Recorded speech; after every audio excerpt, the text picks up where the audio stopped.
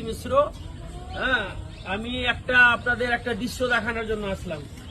এই বাঁধের উপরে মোটামুটি 150 পরিবার বসবাস করে। 150 থেকে 200 পরিবার এখানে বসবাস করবে। পায়খানা বাথরুম তৈরি করছে মালদার ডিএম। কোথাকার ডিএম? আমার মালদা জেলার ডিস্ট্রিক্ট ম্যাজিস্ট্রেট পায়খানা তৈরি করছেন। এই দেখেন, এই যে ট্যাঙ্কি তৈরি হয়েছে, এটা ট্যাঙ্কি। ট্যাঙ্কির গর্ত দেখেন, এই যে জল, এই যে গর্ত, এটা হলো ট্যাঙ্কির গর্ত। এইখানে এই মানুষ প্রতিবাদটা, আমাদের অন্যায় প্রতিবাদটা যখন আমরা করি না, প্রতিবাদ করতে গেলেই তখন আমরা হয়ে যাই সাম্প্রদায়িক, প্রতিবাদ করতে গেলেই আমরা হয়ে গেলাম অন্যায়কারী, প্রতিবাদ করতে গেলেই আমরা হয়ে যাই খারাপ। এটা আমি এখানে পায়খানা করবো না, এখানটায় আমার বউ পায়খানা করবে না, আমার পরিবারের কেউ করবে না, আমার ভূতনির লোক এখানে পায়খানা করবে।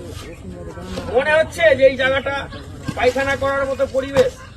মনে হচ্ছে এখানে 150 লোক পায়খানা করে এই পায়খানার ট্যাঙ্কিটাতে সেই পায়খানাটা থাকতে পারে? মনে হচ্ছে?